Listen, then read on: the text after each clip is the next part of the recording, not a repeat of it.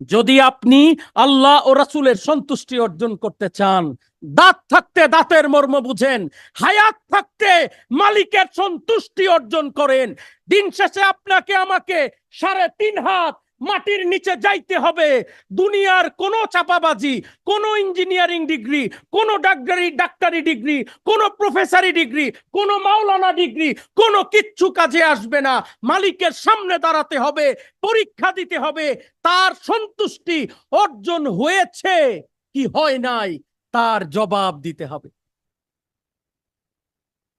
যদি তাই হয়, দয়া করে এখন থেকে কে ছোট কে বড়, কে ধনী কে গরিব, কে সম্মানী কে অসম্মানী, কিচ্ছু আসে যায় না।